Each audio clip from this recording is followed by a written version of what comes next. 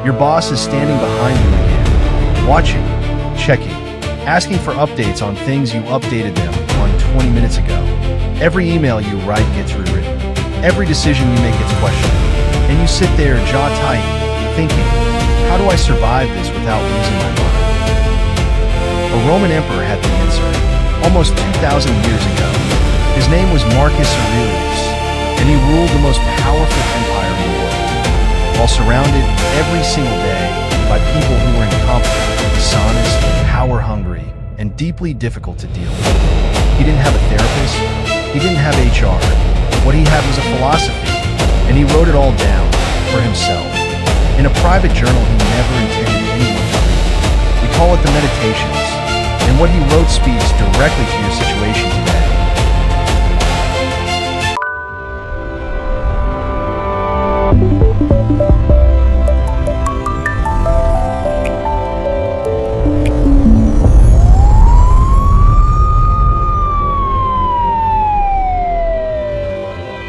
Before we get to your boss, you need to understand who Marcus Aurelius actually was, because the advice hits differently when you know the source. Marcus Aurelius became emperor of Rome in 161 AD. He ruled for nearly 2 decades. During that time, he faced barbarian invasions, a devastating plague that killed 5 million people, a civil war, and a Senate full of politicians who were constantly scheming against him. He was the most powerful man on earth, and he was still frustrated by difficult people every single day. He wrote in his Meditations, talking to himself, about senators who lied to his face, about advisors who were cowards, about people who took credit for others' work. Sound familiar? Marcus Aurelius was not a saint. He was not detached from emotion. He was a man who got annoyed, who felt frustration, who sometimes wanted to snap. And Meditations is his record of how he talked himself back from the edge. Every single day. That's what makes it so powerful. It wasn't written by someone who never struggled. It was written by someone who struggled constantly and found a way through. Let's get into it. Lesson 1. Marcus Aurelius and his teacher, the philosopher Epictetus, built everything on one foundational idea. They called it the dichotomy of control.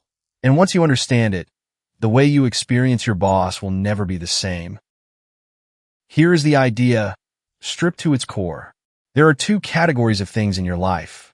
Things inside your control, and things outside your control.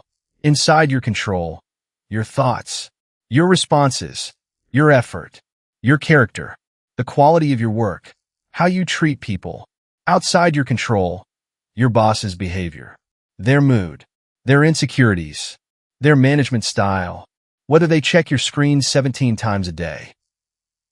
Marcus Aurelius was obsessed with this boundary, not because he didn't care about what others did, but because he understood that caring about what you cannot change is the fastest path to misery. Your boss's micromanaging is not in your control, but your response to it, completely yours. And that response, according to Marcus, is where your real power lives. Think about what you actually spend your mental energy on when your boss hovers. You replay the moment. You rehearse arguments. You imagine confrontations. You stew. You simmer. You boil. And your boss goes home and sleeps fine. Marcus Aurelius would look at that situation and say, "You have handed your peace of mind to someone who didn't ask for it and doesn't deserve it." Lesson 2 is my personal favorite, and it comes from one of the most quietly devastating passages in the Meditations. Marcus Aurelius writes, and I'm paraphrasing the spirit of it, "A fig tree secretes sticky juice. That is what fig trees do. You would not walk up to a fig tree and feel personally offended that it is being a fig tree. You would not go home angry at the fig tree. You would not lose sleep over the fig tree, because you understand that is simply its nature." Marcus Aurelius is making a precise and slightly uncomfortable point. Your micromanaging boss, the one who can't let go, who checks everything, who needs to feel in control, that person is not doing something to you personally. They're doing what their nature, their fears, their insecurities, and their programming have shaped them to do. They're being a fig tree. This doesn't mean you have to like it. It doesn't mean you have to stay. It doesn't mean the behavior is acceptable. But it means that your anger, your personal sense of offense, is misplaced. You are resenting the fig tree for being a fig tree. And Marcus Aurelius says, before very long, you'll both be forgotten anyway. This is his version of perspective, a gentle, slightly brutal reminder that the scope of this problem, in the context of a life, a century, a universe, is very small. Lesson 3 is something Marcus Aurelius actually did every single morning before he faced his day. He describes it at the opening of Book 2 of the Meditations, and it is one of the most practical pieces of philosophy ever written. Read that again. Marcus Aurelius, Emperor of Rome, was reminding himself every single morning that people would be difficult today. Not as a complaint, as a preparation. He was not hoping that people would be reasonable. He was preparing himself for the fact that they probably wouldn't be. This is called negative visualization in Stoic practice. Before you walk into the office today, before you sit down at that desk, before you open that first email, before your boss appears behind you, you prepare. You say to yourself, today someone may micromanage me. Someone may dismiss my ideas. Someone may take credit for my work. Someone may be difficult. And I am ready, because I have decided in advance that none of it will touch who I am. This is not pessimism. This is armor. The unprepared person gets ambushed by their boss's behavior every day. The Stoic has already wargamed it before breakfast. Here is the lesson that changes everything about how you show up. Marcus Aurelius writes repeatedly in the Meditations about what he calls doing your work, performing your role with full excellence, regardless of whether anyone notices. This is the hardest lesson for modern workers to internalize. We have been trained to perform for approval. We need the boss to notice. We need the recognition. We need the validation. And when the boss is too busy controlling the process to actually see the output, we feel unseen, diminished, resentful. Marcus Aurelius says, that need is the source of your suffering, not the boss, not the micromanagement, your attachment to their approval. What would it feel like to do excellent work and genuinely not care whether they noticed? Not as defeat, not as giving up, but as freedom. The quality of your work is yours. Your boss cannot take that. They can question it, criticize it, rewrite it. But the character and effort you brought to it, that is permanently yours. No one can micromanage your integrity. This is the most uncomfortable lesson, and the most liberating.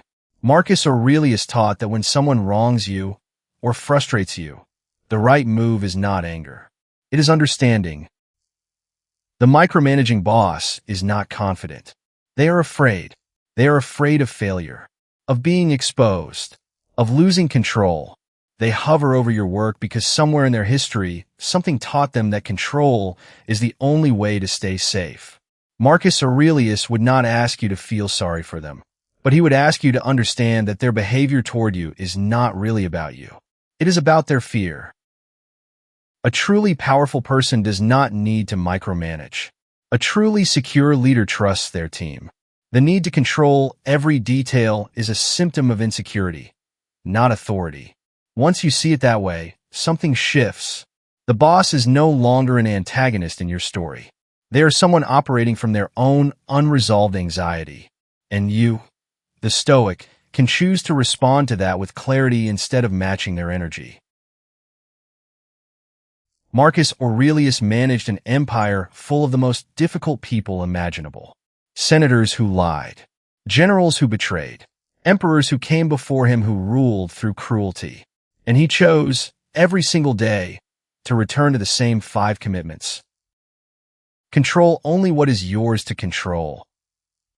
Stop resenting the fig tree for being a fig tree. Prepare before you walk in. Your work is your dignity, not their approval.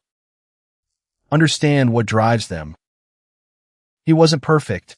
He admits that in the Meditations, but he kept returning to these principles, day after day, campaign after campaign, crisis after crisis. And if a man managing the Roman Empire at the edge of its collapse could hold himself to this standard, you can survive your boss. If you want more of this Stoic wisdom applied to the exact situations you face today, subscribe, because next time, we're going somewhere even darker. What would Marcus Aurelius say about the coworker who takes credit for your work?